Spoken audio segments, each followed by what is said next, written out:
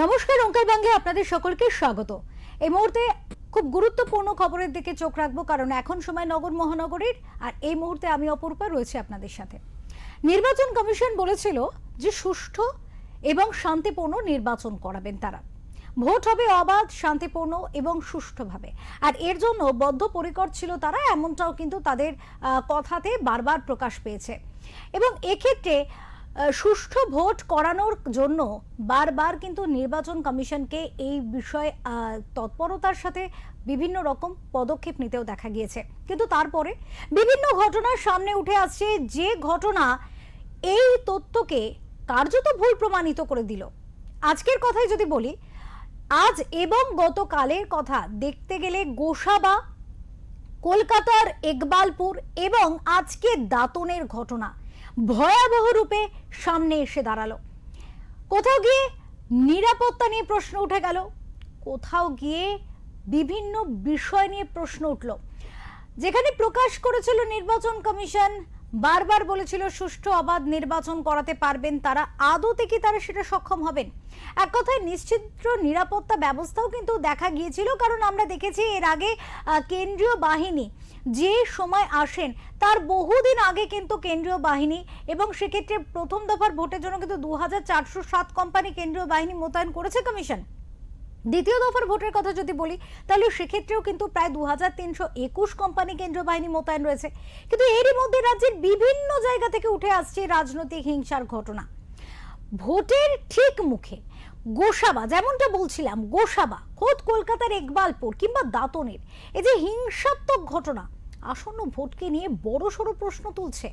সত্যি কি হিংসামুক্ত অবাধ নির্বাচন আদৌ সম্ভব? বাংলার সাধারণ মানুষ এই ছবি দেখে কোথাও কি তাদের মধ্যে একটা আশঙ্কা তৈরি হচ্ছে না? এই বিষয় কিন্তু স্বাভাবিকভাবেই ভাবাচ্ছে সকলকে।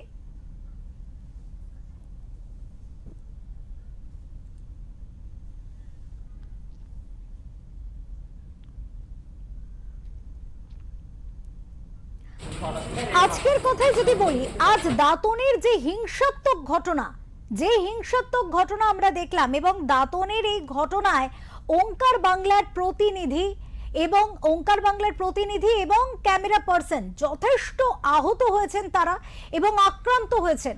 স্বাভাবিকভাবেই তো প্রশ্ন উঠছে, যেখানে প্রার্থী নিজে নিরাপত্তা পাচ্ছেন না, যেখানে প্রার্থীর ওপরে এইভাবে আক্রমণ করা হচ্ছে, যেখানে সংবাদ মাধ্যম সুরক্ষিত নয়, সেখানে সাধারণ মানুষ কতটা সুরক্ষিত?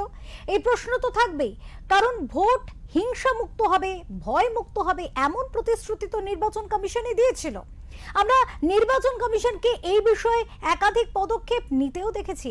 কিন্তু এই ঘটনা, গোসাবার ঘটনা, যদি বলি ইকবালপুরের ঘটনা, বা যদি বলি দাঁতনের ঘটনা, আজকে দাঁতনের এই ঘটনা, এই যে হিংসামুক্ত ভোট, ভয়মুক্ত ভোট, এত যে প্রতিশ্রুতি নির্বাচন কমিশনের, কি দাঁড়াচ্ছে?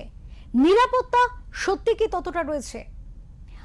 নির্বাচনের আগে যদি এই ধরনের পরিস্থিতি মানুষ দেখেন, তাহলে নির্বাচনের দিন কি ধরনের পরিস্থিতি হতে পারে তা নিয়ে দুশ্চিন্তার মেঘ তো ঘনাবেই। স্বাভাবিকভাবে এই বিষয় থাকছে যে সুষ্ঠুভাবে ভোটটা দেওয়া যাবে তো, সম্ভব তো, এই বিষয় নিয়েও কিন্তু একাধিক প্রশ্ন থাকছে।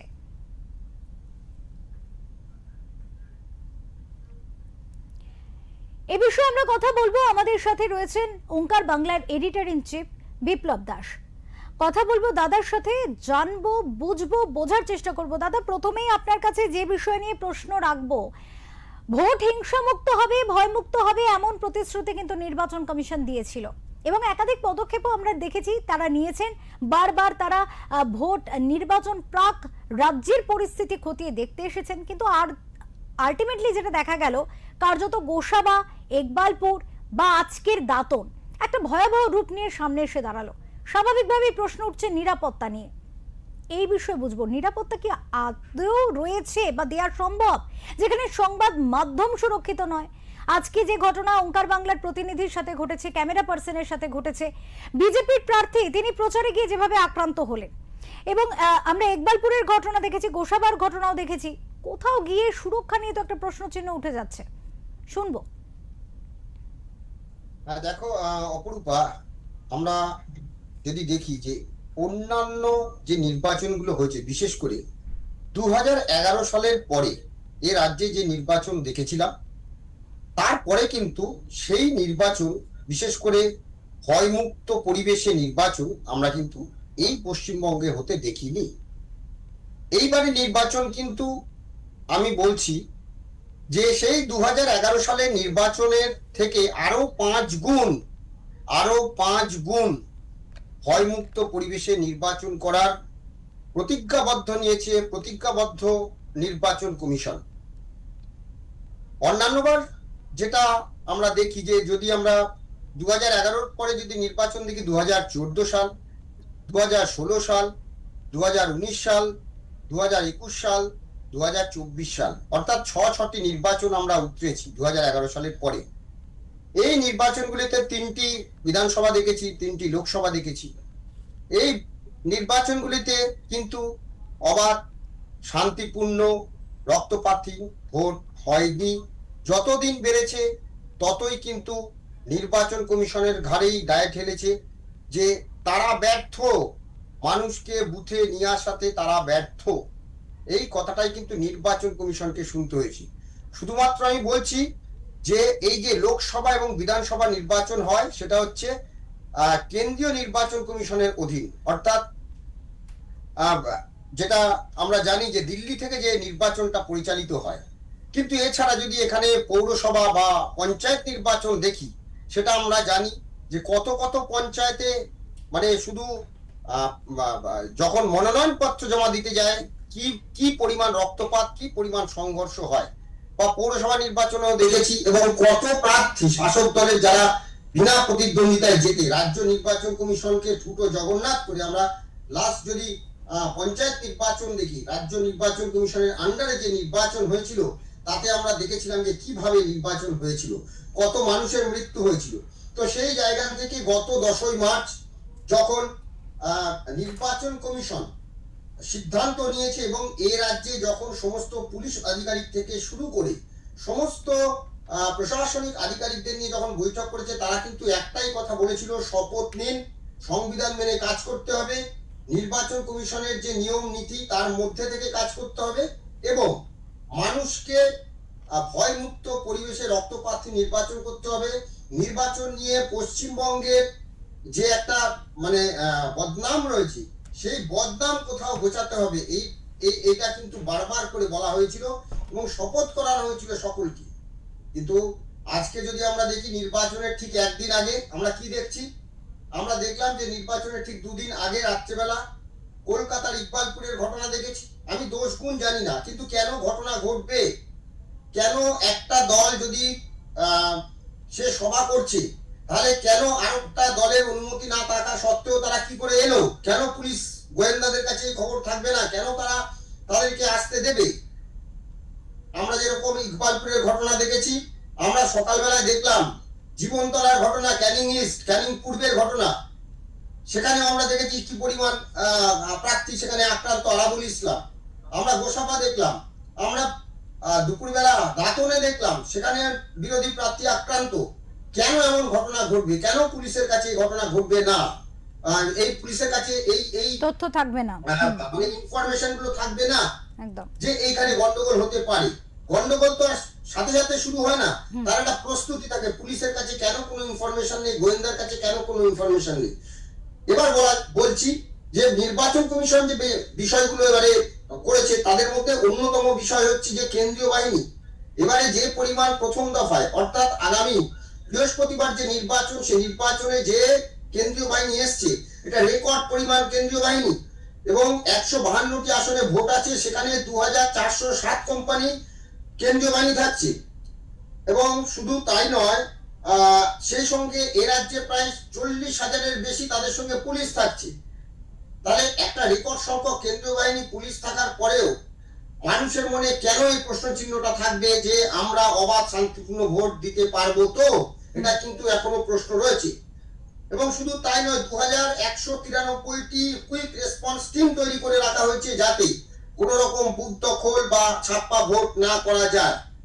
এবং অভূতপূর্বভাবে এবারে যেটা করা হয়েছে যে প্রতিবারে ওয়েবকাস্টিং এর ব্যবস্থা থাকলেও বুথে এবারে কিন্তু ওয়েবকাস্টিং সম্পূর্ণ বদলে ফেলা হয়েছে। যারা আগে এখানে ক্যামেরা সরবরাহ করতো বা এই তথ্যগুলো সরবরাহ করতো সেই সংস্থাকে সরিয়ে বাইরের রাজ্যের একটা সংস্থাকে দায়িত্ব দেওয়া হয়েছে, 2-3টি সংস্থাকে দায়িত্ব দেওয়া হয়েছে। এবং যেটা জানা যাচ্ছে যে আমরা এর আগেও এগুলো নিয়ে আলোচনা করেছিলাম যে 100% বুথে ওয়েবকাস্টিং হবে। বুথের ভেতরে যেমন ক্যামেরা থাকবে, যেখানে যে ভোট কেন্দ্রের ভেতরে যেখানে ইভিএম মেশিন থাকবে সেটা যাতে না দেখা যায়, সেটাকে ছেড়ে যেমন ক্যামেরা থাকবে তেমন বুথের বাইরে ক্যামেরা থাকবে। সেই সঙ্গে মানুষকে নিরাপত্তা নিশ্চিত, অর্থাৎ সে বাড়ি থেকে বেরিয়ে ভোট কেন্দ্রে আসবে, এর মাঝখানে কোথাও যাতে বাধা না পায় সেই জন্য কিন্তু বাইক বাহিনী, অলি গলিতে থাকা সমস্ত বাইক বাহিনীর জন্য বাইক বাহিনী তৈরি করা হয়েছে নির্বাচন কমিশনের তরফ থেকে।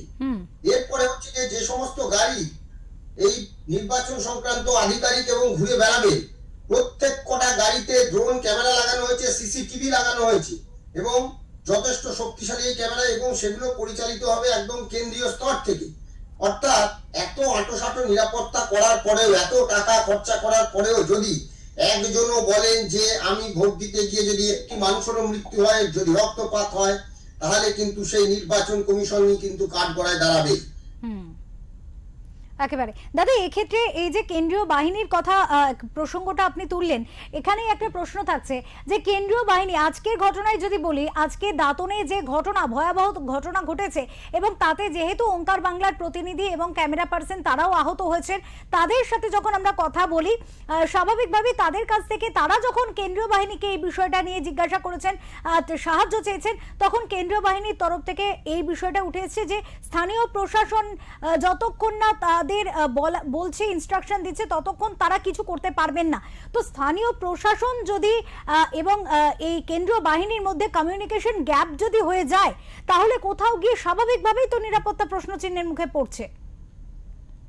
একদম একদম একদম ঠিক কথা। যে আমাদের প্রতিনিধি আজকে আমরা যেটা দেখলাম দাঁতনে, আমাদের যে সঞ্জয় মাঝি এবং সন্তোষ রায় আমাদের যে ক্যামেরা পার্সন রয়েছে, এবং আমাদের যিনি গাড়ির চালক রাজা, এরা কিন্তু আজকে যে পরিস্থিতির মধ্যে তৈরি হয়েছিল, এবং আমাদের পূর্ব মেদিনীপুরের যে প্রতিনিধি প্রদীপ মাইতি, এরা যে পরিস্থিতির মধ্যে আজকে পড়েছিল যে একজন প্রার্থীর ইন্টারভিউ করছেন, হঠাৎ করে কিছু মানুষজন এসে, দুষ্কৃতী এসে সেখানে ঝামেলা পাকানো শুরু করে, এবং তারপরে যে ঝামেলা হয়েছে সেটা তো আমরা দেখেছি। কিন্তু যখন আমাদের প্রতিনিধি গিয়ে বলছেন, এবং আমরা দেখেছি যে ওই সেখানকার যিনি বিরোধী প্রার্থী, বিজেপি প্রার্থী, তাদের সমর্থকরা গিয়ে কেন্দ্রীয় বাহিনীর কাছে বলছেন, কেন্দ্রীয় বাহিনী অসহায় হয়ে বলছেন যে আমাদের তো এখনো কোনো ইনস্ট্রাকশনই দেওয়া হচ্ছে না, ইনস্ট্রাকশন না দিলে আমরা কি করে কাজ করব। এই যে কথাটা একটা রিপোর্টারের সামনে বলছে, তাহলে বোঝো কি অবস্থা। এখানেই প্রশ্ন যে তাহলে এত কেন্দ্রীয় বাহিনী এনেও কার্যত কাজের কাজ তো কিছুই হচ্ছে না, কারণ তারা দাঁড়িয়ে রয়েছেন যে স্থানীয় প্রশাসন। এখন আমি বলি, কাজের কাজ কিছু হচ্ছে না বলাটা ঠিক নয়, তারা কাজ করছে, কিছু কিছু জায়গায় সমস্যা রয়েছে। আশা করি নির্বাচন কমিশন ব্যবস্থা নেবে। মনোজ আগরওয়াল, যিনি এখানকার সিও, আমাদের রাজ্যের মুখ্য নির্বাচন কমিশনার যিনি, তিনি কিন্তু প্রত্যেক কটা জেলায় জেলায় ঘুরছেন। আজকে তিনি মেদিনীপুর গেছেন এবং বিভিন্ন উত্তরবঙ্গে যাওয়ার কথা হেলিকপ্টারে তিনি পরিদর্শন করছেন, এর আগেও করেছেন, মানুষের যাতে নির্ভয় ঘুরতে পারে। এইবারে যে এটা কিন্তু ঘটনা যে নির্বাচন কমিশন যে সদিচ্ছা নিয়ে এবারে নির্বাচনে মানুষকে অবাধ শান্তিপূর্ণ ভোট করানোর ব্যবস্থা করছে, এইটা নিয়ে কিন্তু সত্যি অভূতপূর্ব, এটা নিয়ে কোনো প্রশ্ন হবে না। কিন্তু প্রশ্নটা এখানেই যে সদিচ্ছা, যারা যে সমস্ত এ রাজ্যের পুলিশ আধিকারিক, এদের নিয়ে তো কাজ করতে হবে, যারা ওই দিন শপথ নিয়েছিলেন নির্বাচন কমিশনে যে সংবিধান মেনে কাজ করবেন, মানুষকে ভোট দেওয়ার ব্যবস্থা করাবেন, প্রশ্নটা হচ্ছে তাদের যে তারা কি করছেন। প্রশ্নটা এখানটাই যে পুলিশ কি সঠিক সময়ে সঠিক ব্যবস্থা নেওয়ার জন্য কেন্দ্রীয় বাহিনীকে নিয়ে যাবে, প্রশ্নটা কিন্তু এখানে একটা।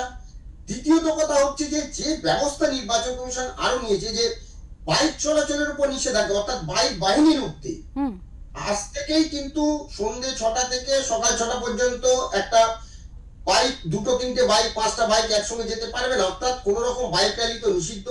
সেই সঙ্গে সাধারণ মানুষ বাইক যদি ব্যবহার করেন তারও কতগুলো কিন্তু নিয়ম রয়েছে। তো এই সেখানেও বলা হয়েছে, এবং বাইকের পেছনে একজনের মানে বসতে গেলেও তার কতগুলো কারা কারা থাকবে সেগুলোও কিন্তু অনেক কিছু নিষেধাজ্ঞা করা হয়েছে। হ্যাঁ। শুধু তাই নয়, যদি আমরা দেখি যে এই প্রথম বোধহয় মানে এই যে যত কিছু হিংসা ঝামেলা রক্তপাত যা কিছুই হয় তার মূলে আরেকটি বিষয় থাকে, সেটা হচ্ছে মদ। সে মদে কিন্তু এবারে যেভাবে নির্বাচন কমিশন প্রায় ভোটের 4-5 দিন আগে থেকে, দক্ষিণবঙ্গে ভোট এখনো বাকি, কিন্তু 2 তারিখ থেকে এই যে মদের দোকান বন্ধ করে দেওয়া হয়েছে, এটা কিন্তু অভূতপূর্ব একটা ব্যবস্থা। কেউ বুঝতেই পারেনি। অর্থাৎ নির্বাচন কমিশন তাদের দিক থেকে যত রকম করার করছে, কিন্তু সেটাকে ইমপ্লিমেন্ট যারা করবে তারা ঠিক আছে তো? প্রশ্নটা কিন্তু এইখানটাতেই। একেবারে। এবং শুধু তাই নয়, আরেকটি বিষয় আমি বলি, সেটা হচ্ছে এই যে গ্রেপ্তারি পরোয়ানা কার্যকর করতে বলা হয়েছে। কতজন গ্রেপ্তার হয়েছে, এবং তাই নিয়ে শাসক দল ইতিমধ্যেই প্রায় 800 জন তাদের গ্রেপ্তার হতে পারে। তারা কিন্তু এই এই এই মানে আশঙ্কা করে হাইকোর্টে তারা মামলা করেছে। বুধবার দিন সেই মামলা শুনানি হওয়ার কথা। তো প্রশ্নটা এখানে যে নির্বাচন কমিশন কিন্তু তাদের যত রকম যেভাবে নিরাপত্তা আঁকশাত করার ব্যবস্থা করা সেগুলো সবই করেছে, কিন্তু এখনো পর্যন্ত আমরা যা দেখতে পাচ্ছি যে এইখানে এই পরিস্থিতি আদৌ মানে অনুকূল হবে কিনা, মানুষ কি ভোট দিতে আসতে গেলে কোনো রকম বাধা পাবে কিনা, বা মানুষের যে নির্ভয়ে ভোট দিতে পারবেন কিনা, এটা কিন্তু এই যে ঘটনাগুলো এখনো আমরা দেখতে পাচ্ছি ঘটছে, এইটাতে কিন্তু একটা সংশয় এখনো থাকছে, একটা আশঙ্কা মানুষের মনে থাকছে। একেবারে। এইখানে দর্শকদেরও একটু জানিয়ে রাখতে চাইবো, আমরা যে বাইক বাহিনী বিষয়টা নিয়ে কথা বলছিলাম, নির্বাচন কমিশনের তরফ থেকে আজকে যে ঘোষণা করে দেওয়া হয়েছে, সেক্ষেত্রে সাধারণ মানুষ যারা রয়েছেন তাদের জন্য এই তথ্য দিয়ে রাখতে চাইবো যে বাইক নিয়ে ব্যবহারের ক্ষেত্রে যেটা নির্বাচন কমিশনের তরফ থেকে বলা হয়েছে যে যদি কোনো অসুস্থ রোগীকে নিয়ে যাওয়ার প্রয়োজন পড়ে সেক্ষেত্রে ব্যবহার, এবং যদি পারিবারিক ক্ষেত্রে পারিবারিক প্রয়োজনে ব্যবহার, অথবা কোনো স্টুডেন্টদের ক্ষেত্রে, ছাত্রছাত্রীদের ক্ষেত্রে বাইক ব্যবহার, সেক্ষেত্রে কিন্তু অনুমতি দেয়া রয়েছে। কিন্তু তাছাড়া যদি কোনোভাবে কোনো রকম ভাবে যদি সন্দেহজনকভাবে একের অধিক বাইক বাহিনী বলা যেতে পারে না, বা বাইকের বলা যেতে পারে বাইকে আরোহী যদি দেখতে পাওয়া যায়, তাহলে সেক্ষেত্রে কিন্তু নির্বাচন কমিশন এক্ষেত্রে প্রশাসনকে নির্দেশ দিয়েছে পদক্ষেপ নেওয়ার জন্য। তো সাধারণ মানুষকে বলবো সচেতন থাকবেন এই বিষয়ে। এই মুহূর্তে আমরা একটু কথা বলে নেব। আমাদের সাথে লাইভে যুক্ত হয়েছেন দাঁতন থেকে আমাদের প্রতিনিধি সঞ্জয় মাঝি। আমরা কথা বলবো সঞ্জয়ের সাথে এবং দেখব যে তারা কেমন রয়েছেন। আজকে দাঁতনে যে ভয়াবহ ঘটনা ঘটেছে, যে ভয়াবহ ঘটনার সাক্ষী তারা, সেখানে কি পরিস্থিতি রয়েছে জানবো। আমরা যুক্ত হব আমাদের প্রতিনিধি সঞ্জয় মাঝির সাথে।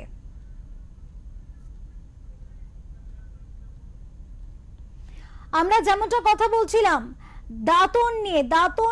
দাঁতনে আজকে যে ঘটনা ঘটেছে, যে ভয়াবহতা, সেই বিষয় নিয়ে কিন্তু স্বাভাবিকভাবেই যথেষ্ট উদ্বিগ্ন পরিস্থিতি রয়েছে। আমরা যেমনটা আলোচনা করছিলাম, আমাদের সাথে এডিটর ইন চিফ ওঙ্কার বাংলার বিপ্লব দাস যে বিষয় নিয়ে আলোচনা করছিলেন দাদা, যে নিরাপত্তা কতটা রয়েছে, নিরাপদ ভাবে ভোট দেওয়া আদৌ সম্ভব কিনা, এই বিষয় নিয়ে আজ আমরা কথা বলবো। আমাদের প্রতিনিধি সঞ্জয় মাঝি রয়েছেন আমাদের সাথে। সঞ্জয় দাঁতন থেকে একদম সরাসরি রয়েছে। সঞ্জয়, নির্বাচনের একেবারে প্রাক মুহূর্তে যেখানে নির্বাচন কমিশন বারবার এই প্রতিশ্রুতি দিয়েছিল যে ভোট হিংসা মুক্ত হবে, ভয় মুক্ত হবে, এবং সেক্ষেত্রে তারা একাধিক পদক্ষেপ নিয়েছে, আমরা দেখেছি, যেটা আগে কখনো হয়তো কোনো নির্বাচনে দেখিনি, সেই ধরনের বিষয়বস্তু আমরা দেখেছি। তারপরেও নির্বাচনের একেবারে আগে, কয়েক ঘন্টা আগে এই ধরনের ঘটনা, যার একেবারে চাক্ষুষ প্রমাণ তোমরা, যেভাবে তোমাদের উপর আক্রমণ হয়েছে, যেভাবে আঘাতপ্রাপ্ত হয়েছে, এই বিষয়ে কি বলবে?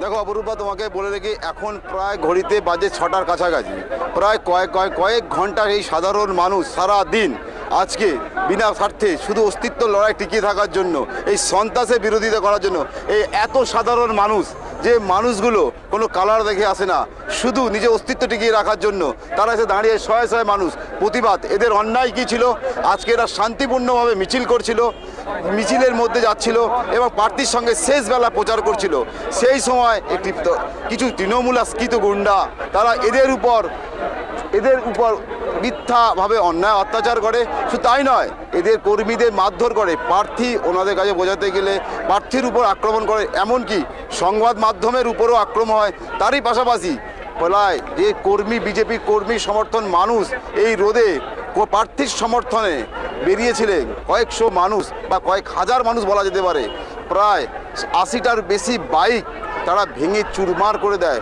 শুধু এখানে থেমে থাকেনি তাদের সন্ত্রাস, বাইকগুলো ভেঙে তাকে পুড়িয়ে দেওয়া হয়, পুড়িয়ে ছোট বাচ্চা ছেলে যাদের সদ্য ভোটার হয়েছে তাদের কাটারি দিয়ে কাটা হয়। শুধু তাই নয়, এই যে কর্মী আমাদের সামনে দাঁড়িয়ে আছেন, এই দেখুন এরা মৃত্যু, এই দাদার হাত ভেঙে দেওয়া হয়েছে। এই আমরা এবং তারই পাশাপাশি কোথাও রড, কোথাও কুরুল, কোথাও অস্ত্র, এখনো প্রায় 70-80 জন মানুষ এদের কর্মী নিখোঁজ, তাদের মোবাইল ফোন সুইচ অফ, তারা চিন্তায় আছে, তাদের পরিবার এবং তাদের বন্ধুবান্ধব, তার সহকর্মীরা তারা রাস্তায় প্রশাসনের কাছে কাতর আশায় তারা নিবেদন করছে, আমাদের কর্মীদের বাঁচান, আমাদের কর্মীদের বাঁচান। কিন্তু প্রশাসনের কাছ থেকে কোনো সৎ উত্তর না পাওয়ায় শেষ পর্যন্ত তারা কেন্দ্র বাহিনীর কাছে হাত জোর করে পা ধরার মতো অনুরোধ করেছেন, দাদা আপনারা যান, আমাদের কর্মীরা হয়তো ওখানে আছেন, ওদের হয়তো মেরে ফেলবে। এত কাতার নিবেদন, অবশেষে তারা নিরুপায় হয়ে বাধ্য হয়ে এই রাস্তায় দাঁড়িয়ে প্রতিবাদ করছে। আজ এরা অবরোধ করছে না, আজ এরা প্রতিবাদ জানাচ্ছে, আজ এরা কষ্টের মধ্যে আছে। সেই কষ্ট 600 কর্মীদের মারধর, এই ছেলেটির মাথা ফেটেছে, এর অন্যায় কি ছিল? আজকে তিনি র্যালিতে গেছিলেন, শুধু এইটুকু অন্যায়, এই ভদ্রলোক গেছিলেন, এই ভদ্রলোককে মারা এর অন্যায়। এই ভদ্রলোক গেছিলেন র্যালিতে, শান্তিপূর্ণভাবে মিছিল শেষ হয়ে যাচ্ছে, শেষ বেলার মিছিল, এভাবে মারা। এখনো অনেক মানুষ, 3 জন বলে রাখি অপরূপা তোমাকে, এই দেখো সেই চিহ্ন, রডের বাড়ি, সেই চিহ্ন, রডের চিহ্ন। এবার এনার হাত ভেঙে গেছে, বয়স্ক লোক হাত দিতে পারছে না। 3 জন এখনো পর্যন্ত তাদের চিকিৎসা করার জন্য উড়িষ্যায় পাঠাতে হয়েছে, এতটাই আশঙ্কাজনক অবস্থা তাদের। এবং এখনো পর্যন্ত যেটা সূত্রের মারফতে জানা যাচ্ছে, 2 জনের মৃত্যু পর্যন্ত হয়েছে। ভোটের আগে যদি এত সন্ত্রাস হয়, নির্বাচন কমিশন বার্তা দিয়েছিল যে এবারে পশ্চিমবঙ্গে বিধানসভা ভোটে হিংসা হবে না। কোথায় সেই প্রতিশ্রুতি? আজকে একজনের প্রাণ, 2টি প্রাণ গেল, সেই প্রাণের হিসাব কে দেবে? সেই প্রাণের বিনিময় কি ভোট? বাংলায় কি এমন সংস্কৃতি, যারা এই বারবার সংস্কৃতি শিক্ষা নিয়ে বিরোধীদের কটাক্ষ করে, আজ বিরোধীদের চোখে মুখে আতঙ্কের ছাওয়া, প্রতিটা মানুষ দাঁড়িয়ে আছেন।